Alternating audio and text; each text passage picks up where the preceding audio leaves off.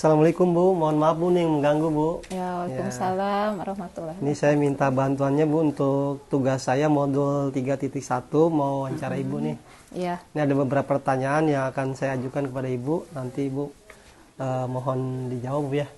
insya Allah kalau bisa dijawab sekemampunya mungkin ya, dan sesuai dengan yang ada di lapangan mungkin. Iya. Pertanyaan pertama Ibu nih, selama ini bagaimana Ibu dapat mengidentifikasi kasus-kasus yang merupakan dilema etika atau bujukan moral? Dengan cara kita harus mengklarifikasi ya, mengklarifikasi kasus-kasus yang menjadi dilema etika itu apa saja. Jadi tidak sembarang kita itu menentukan bahwa ini masalah atau kasus dilema etika atau bujukan moral ya. Jadi diidentifikasi dulu, diklarifikasi, kemudian nanti dirembukan bagaimana cara penyelesaiannya, kemudian diputuskan dengan suatu keputusan yang memang nantinya tidak akan merugikan di kedua belah pihak. Dan mungkin ini untuk dilema etika ini ada satu kasus ada antara dua orang atau misalnya satu orang dengan kelompok. Nah itu yang harus diidentifikasi dulu kasusnya. Jadi tidak sembarang. Oke Bu ya, terima kasih untuk pertanyaan pertama. Kemudian kedua Bu, selama ini bagaimana Ibu menjalankan pengambilan keputusan di sekolah, terutama untuk kasus-kasus di mana ada dua kepentingan yang sama-sama benar atau sama-sama mengandung nilai kebajikan. Jadi Ibu mengambil keputusannya gimana nih kalau ada kasus di mana ada dua kepentingan yang sama antara benar atau sama-sama mengandung nilai kebajikan. Ya, jadi mungkin cara-cara penyelesaiannya. Ya, mengambil keputusannya. Oh, mengambil keputusannya. Ya, jadi yang tadi sudah dijelaskan yang tadi jawaban nomor satu, yaitu kita harus mengidentifikasi kasusnya apa. Kemudian yang kedua, kita juga harus mengetahui siapa yang terlibat di dalamnya gitu ya. Jadi kemudian apa sih masalahnya gitu. Jadi tidak langsung memvonis bahwa itu adalah yang salah si A atau si B ya. Jadi ini harus kalau bahasanya atau di-clearkan dulu lah, dipertemukan dulu. Nah, setelah dipertemukan itu kan nanti ada komunikasi antara kedua belah pihak. Akhirnya nanti ada muncullah suatu kasus itu asalnya dari mana dan dari siapa. Kalau ini memang benar, kita ambil jalan yang terbaik seperti apa. Nah, mungkin itu. Oke. Ya. Nah, kemudian Bu yang ketiga nih, langkah-langkah apa atau prosedur seperti apa yang Ibu biasa lakukan selama ini? Prosedur yang digunakan selama ada kasus dilema etika seperti ini, yang pertama kita harus tahu dulu masalahnya, kasusnya. Yang kedua yang tadi sudah disampaikan ini hampir sama ya jawabannya. Mungkin orang yang terlibat siapa saja. Kemudian yang ketiga kita harus tahu kasusnya itu apa. Yang keempat setelah kita mengetahui kasusnya, kita harus mengklarifikasi permasalahan itu munculnya dari mana, ya, dari siapa. Setelah kita tahu mengklarifikasi masalahnya, barulah kita mengajak berdialog komunikasi untuk mengambil satu keputusan, apakah itu si A atau si B yang kurang baik ya, atau misalnya kita mengambil suatu keputusan yang terbaik di antara kedua belah pihak tanpa melihat adanya keterkaitan saudara ataupun apa ya, karena memang ini harus kalau secara ini harus adil ya, harus adil di dalam memutuskan suatu keputusan. Nah, kemudian Bu nih, hal apa saja yang selama ini Ibu anggap efektif dalam pengambilan keputusan pada kasus-kasus dilema etika? Jadi yang menurut Ibu efektif itu? Kalau yang efektif berarti kita harus ketika kita melihat suatu kasus, langkah yang efektif kita memanggil mungkin orang yang mengalami kasus tersebut. Kemudian diajaklah komunikasi. Kalaupun misalnya waktunya kurang baik pada saat itu, kita harus menentukan waktu sudah dijadwalkan gitu. Nah, jadi ada waktu-waktu tertentu yang memang harus dipertimbangkan. Jadi tidak asal sekarang harus berhadapan. Nah, itu kurang efektif. Jadi hal yang efektif dalam menyelesaikan kasus seperti ini ya, salah satunya jika memang kasus tersebut memang harus cepat diselesaikan, maka harus langsung ya dipanggil dan diajak komunikasi. Jadi dipanggil ininya Bu ya? Ya, diajak komunikasi ya Bu ya. Nah, kemudian menurut Ibu ini hal-hal apa saja yang menjadi merupakan tantangan yang dalam mengambil keputusan pada kasus-kasus dilema etika? Jadi menurut Ibu itu tantangan apa saja yang tantangannya kadang-kadang ada di pribadi ya. Ketika ada dua orang yang memiliki dilema kasus, dilema etika, yang si A itu memang memiliki prinsip dia itu benar. Kemudian yang B juga itu memang benar. Nah, itu yang menjadi tantangan ketika kedua-duanya memang paham, tahu ya, seperti kalau di sekolah antara ada dua orang guru, kita kan tahu dan juga tidak membeda-bedakan antara yang satu dan adanya rasa kasih sayang, mungkinnya atau toleransi, kemudian kebebasan, itu kan harus gimana ya. Jadi kadang-kadang suka ada kalau cara ininya mah kagok gitu. Jadi itu yang menjadi tantangan. Jadi tantangannya karena memang itu satu ikatan gitu. Jadi ketika memutuskan ini salah, misalnya si A atau B salah, nah itu tidak bisa seperti itu. Makanya harus pandai-pandai lah,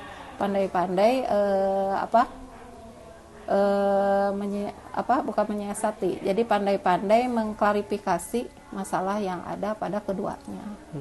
Nah itu kayaknya. Oke Bu ya. Kemudian, nah apakah Ibu memiliki sebuah tata kala atau jadwal tertentu nih dalam sebuah penyelesaian kasus dilema etika? Apakah ada Ibu langsung menyelesaikan di tempat atau Ibu punya sebuah jadwal untuk menyelesaikannya? Itu kira-kira bentuknya seperti apa? Kira-kira Ibu jalankan? Nah, kalau mungkin masalah itu kan berbeda-beda ya. Masalah itu ada yang memang harus cepat diselesaikan, ada juga masalah yang memang bisa ada waktu untuk penyelesaiannya. Kalau memang yang urgen itu memang harus cepat diselesaikan. Nah, artinya ketika cepat diselesaikan itu saat itu terjadi kasus, saat itu pula harus cepat diselesaikan. Ya, contohnya kalau ada misalnya hal-hal atau guru yang selalu datang ya kesiangan contohnya ya, kemudian dia itu mempunyai kasus di rumahnya itu ada masalah di rumahnya, kan kita nggak tahu ya. Makanya itu harus cepat diselesaikan. Kenapa ini harus cepat diselesaikan? Karena memang harus tahu keadaan situasi di rumahnya seperti itu. Maka dipanggil, diajak komunikasi ketika itu. Nah, ini kan dilema juga ya. Satu sisi guru tersebut mempunyai kepentingan lain di rumahnya karena datang kesiangan ya. Contohnya misalnya ada saudaranya yang sedang sakit 2 hari berturut-turut kesiangan atau 3 hari berturut-turut. Nah, sementara peraturan yang ada di sekolah itu tidak boleh kesiangan. Nah, itu yang menjadi dilema. Artinya kita harus cepat diselesaikan. Jadi jangan sampai dibiarkan begitu saja terlalu lama. Akibatnya nanti ada suudon ya. Itu kan kurang baik juga. Jadi ketika kita sudah tahu, oh berarti guru tersebut itu ada sesuatu di rumahnya. Nah, itu kan jadi bisa clear ya. Keputusannya berarti ya silakan diberikan keringanan ya untuk menyelesaikan dulu tugas di rumahnya. Asal mungkin harus ada laporan seperti itu. Kemudian kalau misalnya situasinya masih bisa ada waktu. Nah, seperti ada kasus, mungkin ada salah satu orang guru bertindak mungkin di kelas, sementara saya tidak tahu ya pekerjaannya itu apa di kelas. Taruh aja ya, mungkin ini ada satu guru yang berjualan di kelas ya, kita nggak tahu. Nah, guru-guru melaporkan, bu ini berjualan terus. Sementara kan tidak boleh ada anak itu dilarang untuk jajan. Nah, ini kan waktu proses, butuh proses melihat, jadi tidak langsung dipanggil dan dibiarkan saja. Setelah silakan ditegur oleh rekannya, sementara terus seperti itu. Nah, nanti ada waktu itu dijadwalkan 1 minggu, 3 hari, 4 hari sampai 1 minggu. Kalau tidak ada perubahan, nah itu setelah komunikasi dengan rekannya tidak ada perubahan, nah itu baru dipanggil dan kemudian diajak komunikasi kenapa hal ini seperti itu, karena memang dia itu memang butuh sekali ya, karena berjualan itu emang dia baik gitu. Baik untuk menghidupi keluarganya, tetapi kan satu sisi aturan di sekolah nggak boleh. Nah itu kan dilema etika. Dilema, betul. Akhirnya yaitu ada jadwal gitu ya. Jadi bentuknya seperti itu. Jadi ada yang harus cepat diselesaikan. Di tempat, ya ada juga yang memang dijadwal ya, gitu, dengan membutuhkan rentang waktu yang memang ya tidak terlalu lama lah gitu ya. Tapi ada waktunya untuk berkomunikasi dengan orang tersebut atau dengan guru tersebut. Nah itu contohnya. Oke. Berarti Bu ada yang Ibu selesaikan di tempat secara langsung, ada juga Ibu jadwal kapan kira-kira Ibu manggil orang tersebut untuk penyelesaiannya. Oke Bu. Kemudian adakah seseorang atau faktor-faktor apa yang selama ini yang mempermudah atau membantu Ibu dalam pengambilan keputusan dalam kasus dilema etika? Nah, Kira-kira ada siapa Bu? Kira-kira orang ya, mungkin kalau orang ini seperti rekan ya, rekan kerja. Kalau seorang guru misalnya ada suatu kasus, nah ini kan yang untuk mempermudah itu coba tolong, karena kan kalau kita pekerjaannya kan beda ya, kadang-kadang ada acara-acara keluar, misalnya ada rapat dan sebagainya, jadi jarang-jarang memantau. Nah kalau ada kasus misalnya salah satu orang guru ini bisa minta bantuan seseorang guru yang lain untuk melihat bagaimana keseharian di sekolahnya, karena kan kalau sesama guru itu lebih akrab ya. Nah seperti itu yang mempermudah ya, mungkin yang mempermudah. Kemudian faktor yang lainnya mungkin faktor eksternal ya, di luar, dan faktor internalnya ini yang untuk mempermudah melaksanakan atau ada kasus dilema etika ini, kita harus berani mengambil suatu sikap dan keputusan sehingga keputusan itu baik untuk kedua belah pihak. Jadi tidak salah satu yang diuntungkan dan salah satu dirugikan. Ini harus bersikap ya, dan juga berpikir ke arah yang lebih dewasa. Ya mungkin itu. Ya, ini Bu, maaf, selain rekan guru untuk diskusi, ada nggak misalkan kepala sekolah, rekan kepala sekolah atau pengawas Ibu untuk penyelesaian ini? Ya bisa. Kalaupun memang kasusnya itu bisa disaringkan ya, misalnya dengan kepala sekolah yang lain atau misalnya dengan pengawas, karena kalau kepala sekolah yang lain mungkin orang tersebut tidak akan tahu kesehariannya seperti apa ya. Ya bisa aja untuk memberikan masukan seperti apa, bisa melalui rekan kepala sekolah atau juga ibu pengawas. Dan juga kalau ibu pengawas itu sama, mungkin kan kalau tidak ada laporan itu tidak akan tahu kasus yang ada di sekolah. Nah, mungkin itu Bu, ya Pak. Kemudian Bu nih, dari semua hal yang telah disampaikan, nah kira-kira pembelajaran apa yang pastinya pembelajaran apa yang dapat Ibu petik dari pengalaman Ibu mengambil keputusan dilema etika Jadi pembelajaran apa yang Ibu dapat petik dari pengambil keputusan ini?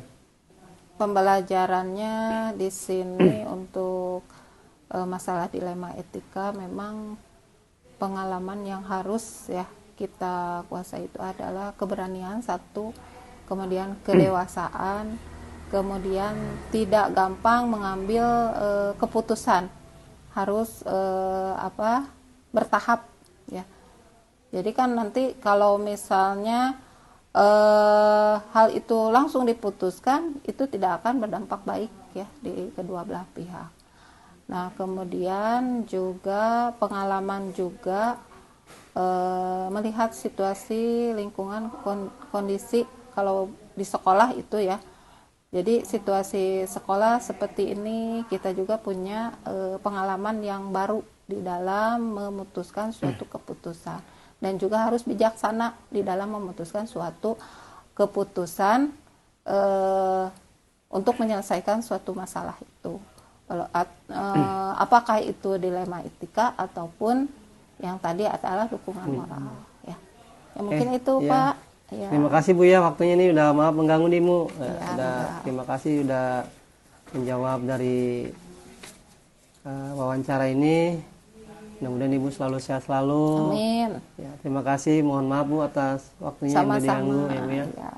Bu, Saya terima juga kasih nih. mungkin jadi banyak pengalaman ya Iya, Bu. dengan adanya CGP ini yang tadinya kasus-kasus ini tidak tahu seperti apa kan dilema etika dan dukungan moral. Nah, sekarang kan yang seperti ini karena memang setiap hari juga atau pernah mengalami hal-hal seperti ini. Mungkin nggak tahu itu namanya dilema etika ataupun dukungan moral. Terima kasih Bu ya. Ya.